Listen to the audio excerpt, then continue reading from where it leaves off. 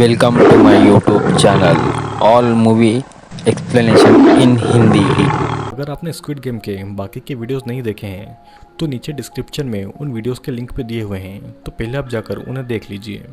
Last episode में गियों और उसकी टीम हारने वाली थी कि तभी सांगू ने सभी को रस्सी को ढीली छोड़ देने को कहा, जिससे कि सामने वाली टीम का बैलेंस बिगड़ जाए। और ऐसा करते ही गियों ब्रिज के और करीब आकर बस गिरने ही वाला था, लेकिन तभी सांगू का प्लान काम कर गया और सामने वाली टीम बैलेंस बिगड़ने से गिर गई। और फिर तुरंत ही सांगू और बाकी के सभी लोगों ने अब तक की सबसे ज़्यादा ताकत लगाकर रस्सी को खींचा और आखिरकार वो लोग मैच जीत ही गए। जीतने वाली टीम को वापस हॉल में आना था और रास्ते में जिसे कि सेबियोक लेकर आई थी, उसने एक टीम मेंबर का मजाक उड़ाना शुरू कर दिया क्योंकि वो एक प्रीस्ट था। हॉल में डियोक्सू की टीम आपस में बातें कर रही थी। मेन्यू ने डियोक्सू की तरफ देखा और कहा कि उसे अब डियोक्सू की कोई ज़रूरत नहीं है। गियों की टीम भी बातें करने लगती है, जहाँ पर मेन्यू ने सबको कहा कि उन्हें उसकी तरफ रहना होगा और अली को एक फॉरेनर होने के कारण अपने से कम इम्पोर्टेंस दी। फिर कुछ देर के बाद में अनाउंसमेंट होता है कि 30 मिनट में लाइट बंद होने वाली है। गियों की टीम को पता था कि ऐसा होते ही सभी एक दूसरे पर फिर से अटैक शुरू कर देंगे और उन्होंने आसपास अपने बंक बेड से बैरिकेड्स बनाकर अपने आप को सेफ रखने का सोचा। और फिर इतने में डियोक्सू ने गियों से आकर पूछा कि क्या उसे लगता है कि ये बैरिकेड्स उन्हें मरने से बचा लेंगे। लेकिन इसके जवाब में गियों ने डियोक्सू से कहा कि उसे गियों की टीम से सावधान रहने की ज़रूरत है, क्योंकि वो उन्हें प्रोवोक कर रहा है, तो हो सकता है कि सबसे पहले मरने वाला वही हो। गियों की बातों को डियोक्सू ने सीरियसली लिया और उसने अपनी टीम से आकर कहा कि आज वो किसी को नहीं मारेंगे। इल्नाम ने अपनी टीम की सुरक्षा के लिए रात भर जागने का डिसाइड किया और वो कहता है कि बूढ़े लोगों को वैसे भी सोने की ज़रूरत नहीं होती। पर उसकी अच्छाई को एक नए मेंबर ने यह कहकर काट दिया कि उन्हें एक बूढ़े आदमी की प्रोटेक्शन की कोई ज़रूरत नहीं है। फिर जल्दी लाइट्स बंद हो जाती है और सांगू और अली टीम के लिए जागते हैं। अली ने सांगू को आज उसकी जान बचाने के लिए थैंक यू कहा और वो उसे एक भुट्टा देता है जो कि उसने सांगू के लिए बचा कर रखा हुआ था। सांगू ने उस भुट्टे का आधा हिस्सा तोड़कर अली को दे दिया और दोनों उसे खाते खाते बात करते रहे। सांगू ने अली से उसे यूंग बुलाने के लिए कहा, जिसका कोरियन में मतलब बड़ा भाई होता है, और वे दोनों एक दूसरे को ये बताने लगे कि कैसे वो इस गेम में आए। फिर कुछ देर के बाद में सांगू ने गियों को उठाकर ड्यूटी चेंज करने के लिए कहा और डियोक्सू भी सो नहीं पा रहा था क्योंकि उसे भी किसी के हाथों मारे जाने का डर था। जहाँ पर कुछ स्टाफ एक डेड बॉडी के ऑर्गन्स पैक कर रहे थे। उसे पता चलता है कि जिस स्टाफ को उसने शिप में मारा था वो भी इस प्लान का हिस्सा था और डॉक्टर भी वहाँ पर मौजूद था, जिसकी स्टाफ से धीरे धीरे काम करने के लिए बहस हो जाती है।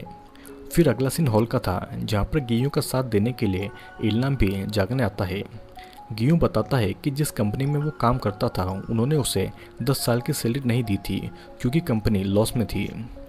और इल्नाम उसे सिंपैथी देने लगता है और वो कहता है कि वो उसका दुख समझ सकता है। लेकिन तब गियों नोटिस करता है कि इल्नाम को बुखार है और वो इल्नाम को बिस्तर पर आराम करने के लिए लेकर आता है। लेकिन उसका बुखार उतारने के लिए गियों के पास पानी भी नहीं था और इतने में सेबियोक ने आकर गियों को पानी दिया और दोनों ने इल्नाम को सुलाकर पहरा देना शुरू कर दिया। यहाँ पर डॉक्टर ने बॉडीज के ऑर्गन्स को पैक करवाकर जुनहो और एक और स्टाफ को दे दिए। उन्हें इन ऑर्गन्स के साथ समुद्र के अंदर जाकर खरीदार को देना थे, जो कि उन्हें वहाँ पर मिलेंगे। उनके जाने के बाद में डॉक्टर ने बाकी स्टाफ से अगले गेम के बारे में पूछा, लेकिन स्टाफ ने बताया कि वो भी इसके बारे में कुछ भी नहीं जानते हैं, जिससे कि डॉक्टर परेशान हो जाता है क्योंकि अगर उसे गेम के बारे में पता नहीं रहेगा तो वो मर जाएगा। उसने एक स्टाफ को पकड़कर दूसरे स्टाफ से गेम के बारे में पता लगाने को कहा, जिसके बाद में उनमें लड़ाई शुरू हो जाती है और डॉक्टर बचकर लैब से बाहर भाग जाता है। लेकिन रास्ता भटक जाने के कारण वो एक भूल भुलैया में पहुंच गया था। वो भागते भागते उस जगह पर पहुंच जाता है जहां पर उन्होंने स्नेक वाला गेम खेला था और एक स्टाफ उसका पीछा करते करते वहां पर पहुंच जाता है। स्टाफ उसे शांत हो जाने को कहता है क्योंकि अगर किसी को उनके बारे में पता चल गया तो वो दोनों मारे जाएंगे। और डॉक्टर उस स्टाफ को अपना मास्क हटाने को कहता है ताकि उसे उस पर भरोसा हो सके। लेकिन इतने में ओवरसियर वहां पर आकर उस स्टाफ के हाथ पर गोली मारकर यह कहता है कि उसे इस बात से कोई मतलब नहीं है कि वो बॉडीज के साथ में क्या करते हैं, लेकिन उन्हें प्लेयर्स को गेम के बारे में नहीं बताना चाहिए क्योंकि इससे उनकी फैसिलिटी में इक्वलिटी कम हो जाती है। जिसके बाद में ओवरसियर उस स्टाफ को मार देता है और बाकी के गार्ड्स डॉक्टर को। इधर जूनो और दूसरा स्टाफ इमरजेंसी रूम से नीचे जा रहे थे, जो कि सिर्फ वीआईपीज़ के लिए था। जुनों ने स्टाफ से पूछा कि वो वीआईपीज कौन है, लेकिन स्टाफ को भी वीआईपीज के बारे में कुछ भी नहीं पता था। स्टाफ को जुनों के इतना सवाल पूछने पर शक होता है और वो जुनों से उसका मास्क उतारने को कहते हैं। स्टाफ ये देखता है कि वो कोई और व्यक्ति है, लेकिन वो कुछ कर पाता उससे पहले जुनों उसके ऊपर गन रख देता है और फिर जुनों उस स्टाफ से अपने भाई के बारे में पूछता है, लेकिन स्टाफ को भी उसके भाई के बारे में कुछ भी नहीं पता था। उसने जुनों को बस उन फाइल्स के बारे में बताया जिसमें सभी प्लेयर्स की डिटेल है और वो ओवरसीयर्स के रूम में रखी हुई है। उसने फिर जुनों को एक और सीक्रेट रास्ते के बारे में बताया जो कि ओवरसीयर के रूम में जाता है, जिसके बाद में जुनों ने उस स्टाफ को शूट कर दिया और ओवरसीयर के रूम में चला गया।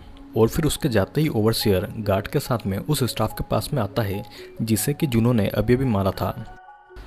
ओवरसीयर उस मरे हुए स्टाफ के सिर में हाथ डालकर गोली निकालता है और देखता है कि यह गोली किसी पुलिस ऑफिसर की गन की है और फिर वो जल्दी से जल्दी अपने स्टाफ को जुनों को ढूंढने के ऑर्डर दे देता है। इधर हॉल में अटैक अलार्म बजता है जिससे कि सभी प्लेयर्स जाग जाते हैं और उन्हें तुरंत एक लाइन बनाकर खड़ा होने के लिए कहा जाता है। इल्लाम उठने से मना कर देता है जिससे कि बाद में पता चलता है कि उसने बिस्तर में टॉयलेट कर दी है और यहाँ पर जुनों को ओवरसीयर के रूम में उन सभी प्लेयर्स की फाइल मिल जाती है जिन्होंने आज तक इस गेम में हिस्सा लिया है और उसे पता चलता है कि यह गेम काफ़ी सालों से खेला जा रहा है। प्लेयर्स को आधी रात में लाइन्स में खड़ा कराया गया था जहाँ पर गियू ने इल्लाम को अपने जैकेट से कवर कर लिया था क्योंकि उसे बुखार था और फिर सभी को बाहर सीढ़ियों पर लाया गया था जहाँ पर स्टाफ और उनकी मदद करने वाले डॉक्टर की डेड बॉडी देखकर सभी डर जाते हैं। और फिर एक अनाउंसमेंट होती है कि जो भी अपने फ़ायदे के लिए रूल्स को तोड़ेगा उसके साथ में यही होगा। नेक्स्ट सीन में जुनों सभी इंपॉर्टेंट डॉक्यूमेंट्स की फ़ोटो लेकर अपने भाई की फाइल ढूंढ रहा था, लेकिन इतने में बाहर रखा हुआ टेलीफोन बजने लगता है जिससे ओवरसीयर ने आकर उठाया था। फ़ोन किसी फॉरेनर का था जिससे कि ओवरसीयर ने इंग्लिश में बात की और वो बताता है कि यहाँ पर थोड़ी सी प्रॉब्लम हो गई थी, लेकिन वीआईपीज़ के आने तक सब कुछ ठीक हो जाएगा। ओवरसीयर के जाने के बाद में जुनों उस फ़ोन पर आकर दोबारा उस नंबर पर कॉल करने की कोशिश करता है, लेकिन वो नंबर बंद था। फिर इधर सभी प्लेयर्स को एक वाइट हॉल में लाया गया था और सभी को दो दो के ग्रुप में बैठने को कहा गया था। गियू की टीम को भी अलग होना था जिससे कि सब कंफ्यूज हो गए थे।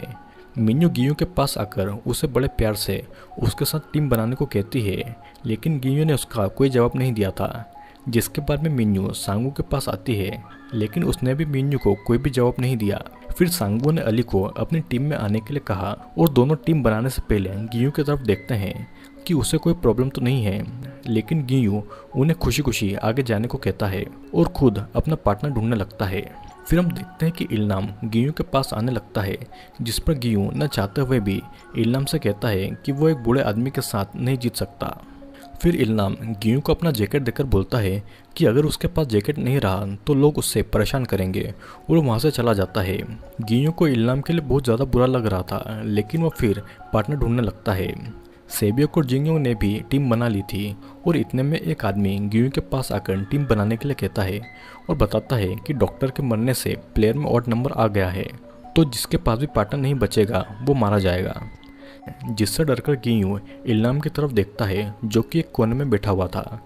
गियू को उसे छोड़ देने के लिए दुख हो रहा था और इसलिए वो इल्लाम के पास जाकर उसे अपना टीममेट बनाने को कहता है। फिर हम देखते हैं कि जो प्लेयर बचा रह गया था वो थी मिन्यो। उसने सबको कहा कि उसके बिना कोई नहीं जीत पाएगा, लेकिन सबके जाने के बाद में गार्ड्स आकर मिन्यो को ले जाते हैं। बाकी प्लेयर्स को फिर एक पुरानी स्ट्रीट में लाया जाता है जहाँ पर कई सारे घर बने हुए थे। इल्लाम और गिन्यू अपने पुराने दिनों को याद करने लगते हैं और इधर अली और सांगू ने भी एक दूसरे से प्रॉमिस किया था कि वो साथ में पैसे जीतेंगे, लेकिन सब ये सुनकर शॉक हो जाते हैं कि उन जोड़ियों को एक दूसरे के खिलाफ लड़ना है। सभी को 10-10 मार्बल्स मिलते हैं और कहा जाता है कि वो इनसे कोई भी गेम खेल सकते हैं। ज़्यादातर लोगों ने वो गेम खेला जिसे मार्बल के गड्ढे में गिराना होता है या फिर वो जिसमें दूसरे इंसान को बताना होता है कि पहले इंसान के हाथ में कितने मार्बल्स है। उन्हें इसके लिए 30 मिनट दिए जाते हैं। गिन्यू टेंशन में था, लेकिन इल्लाम मार्बल्स की खूबसूरती को देख रहा था। वो भूल गया था कि वो यहाँ पर किस लिए आया है। फिर गेम शुरू होते ही सबने खेलना शुरू कर दिया था, लेकिन इल्लाम गलियों में जाकर अपना घर ढूंढने लगा था। गियू इल्लाम को ढूंढने की कोशिश करता है, लेकिन इल्लाम उससे कहता है कि यह गेम बचकाना गेम है और उसे ये बचकाना गेम नहीं खेलना है। फिर आखिर में गुस्सा होकर गियू ने इल्लाम को दीवार पर धक्का देकर ये बताया कि अगर उन्होंने गेम नहीं खेला तो वो दोनों मर जाएंगे, जिससे कि इल्लाम डर जाता है और गेम खेलने के लिए मान जाता है। यहाँ पर सांगवू और अली जो कि भाई बन गए थे अब एक दूसरे के खिलाफ खेलने वाले थे। अली ने खेलने से मना कर दिया था लेकिन सांगवू ने उसे मना लिया था। अली को भी कोई भी गेम खेलना नहीं आता था तो सांगवू उसे गेम खेलना सिखाता है। वो उसे बताता है कि एक इंसान अपने हाथ में मार्बल्स रखेगा और दूसरे इंसान को बताना है कि वो उसमें इवन नंबर है या फिर ऑड नंबर, और अगर उसका अंदाज़ा सही निकला तो छुपाने वाले मार्बल्स दूसरे इंसान के पास चले जाएंगे। और फिर दोनों ने गेम खेलना शुरू कर दिया जिसमें अली ने सही अंदाज़ा लगाया और सांगवू के 2 मार्बल्स ले लिए। और फिर गेम में आगे चलकर उसने सांगवू के और 9 मार्बल्स को ले लिए। स्टाफ ने इतने में हारने वालों को मारना शुरू कर दिया जिस पर सांगवू ने कहा है कि उसके पास एक प्लान है जिससे कि वो दोनों बच जाएंगे। अली जो कि एक सीधा साधा आदमी था वो नहीं चाहता था कि उसके कारण सांगवू मारा जाए तो उसने उसकी बातें मानना शुरू कर दी थी। सांगवू उससे कहता है कि वो आपस में लड़ने की जगह दूसरी टीम से लड़ेंगे जिससे कि स्टाफ भी कंफ्यूज हो जाएगा और जीतने वाली टीम बच जाएगी। दोनों फिर स्ट्रीट में जाकर बूढ़े लोगों को ढूंढना शुरू कर देते हैं जिनसे कि वो लड़ सके। अली को अभी भी ये प्लान समझ में नहीं आया था लेकिन सांगवू के लिए वो इस प्लान में शामिल हो जाता है। सांगवू अली को मार्बल्स अपने गले में पहने रहने को कहता है ताकि कोई उनसे वो छीन न ले। और इधर सेबोक और जियो सोच में थे कि वो क्या करें। सेबोक नॉर्थ कोरिया से आई हुई थी तो उसे कोई मार्बल्स गेम नहीं आते थे और जियो ने उसे सिखाने को कहा था। उनके पास में 30 मिनट थे तो उन्होंने पहले बातें करने का और लास्ट में गेम खेलने का डिसाइड किया था। सेबोक ये बताती है कि उसके डैड बॉर्डर पार करते टाइम मारे गए और मॉम को चाइनीज़ पुलिस ने पकड़कर वापस नॉर्थ कोरिया भेज दिया। सेबोक ये भी बताती है कि ये पैसे जीतकर उसे एक घर खरीदना है और जेजू आइलैंड जाना है, जिस पर जियो ने उसका साथ चलने के लिए कहा लेकिन सेबोक ने बोला कि ऐसा नहीं हो सकता क्योंकि उन दोनों में से आज कोई एक जिंदा बचेगा। फिर जियो ने बताया कि वो अपने एब्यूसिव डैड को मारकर जेल जा चुकी है और अब उसके पास में जीने की कोई भी वजह नहीं है। यहाँ पर इल्नाम और गियू ने भी गेम खेलना शुरू कर दिया था जिसमें इल्नाम ने पहली बार में ही गियू के 5 मार्बल जीत लिए थे और आखिर में गियू के पास में एक मार्बल बचा हुआ था। उसने घबराकर इल्नाम के मार्बल्स को इवन मार्बल्स का अंदाज़ा लगाया था जो कि गलत था, लेकिन इल्नाम उसका जवाब भूल गया था जिससे कि गियू को आंसर बदलने का मौका मिल गया था। गियू ने फिर हर गेम में इल्नाम की बीमारी का फ़ायदा उठाया जिससे कि इल्नाम के पास में आखिरी में एक मार्बल बचा हुआ था, लेकिन वो फिर से खेलने की जगह अपना घर ढूंढने लगता है। डियोक्सी ने भी अपने एक चमचे से गलती से गेम जीत लिया था। फिर जियू ने सेबियो को ये बताया कि जिसका मार्बल दीवार के सबसे पास गिरेगा वो जीतेगा। सेबियो का मार्बल दीवार के बहुत पास आकर गिरता है और फिर जियू ने अपने चांस में अपना मार्बल ज़मीन पर गिरा दिया था जिससे कि सेबियो जीत जाती है और सेबियो ने उसे धमकाते हुए फेयर गेम खेलने को कहा था, लेकिन जिन्यो को इसमें कोई इंटरेस्ट नहीं था। वो फिर सेबियो को लास्ट गुड बाय कहती है और एक स्टाफ उसे शूट कर देता है। अली यहाँ पर सांगवू को ढूंढ रहा था, पर जैसे ही उसने अपना मार्बल देखा उसे पता चला कि उसके भाई जैसे दोस्त ने उसे धोखा दे दिया है और उसके मार्बल की जगह पत्थर रख दिए हैं। अली अभी भी इस बात पर भरोसा नहीं कर पाया, लेकिन इतने में एक स्टाफ ने उसे भी शूट कर मार डाला। अब बस इल्नाम और गियू बचे हुए थे। गियू उसे एक आखिरी गेम खेलने के लिए मना लेता है, जिस पर इल्नाम ने सारे मार्बल्स को आखिरी गेम में दांव पर लगाने को कहा क्योंकि उसे पता था कि गियू उसके साथ में चीटिंग कर रहा है। गियू को पता चलता है कि इल्नाम बस उसे जिताने के लिए भूलने का नाटक कर रहा था और फिर आखिर में इल्नाम ने खुशी खुशी अपना आखिरी मार्बल भी गियू को दे दिया और उससे अपने साथ खेलने के लिए थैंक्स कहा। दोनों फिर से रोते हुए एक दूसरे के गले लगते हैं और गियू बाय कहकर जाने लगता है और फिर इतने में एक गोली चलने की आवाज़ आती है जो कि इल्नाम पर चलाई हुई गोली थी। और इसी के साथ में स्क्विड गेम का एपिसोड 5 और एपिसोड 6 खत्म होता है। आई होप दोस्तों आपको वीडियो ज़रूर पसंद आ रहे होंगे। अगर वीडियो पसंद आ रहे हैं तो वीडियो को लाइक और कमेंट ज़रूर करें और स्क्विड गेम के बाकी के एपिसोड जल्दी आने वाले हैं। तो अगर आपने चैनल को सब्सक्राइब नहीं किया है तो सब्सक्राइब ज़रूर कर लीजिएगा।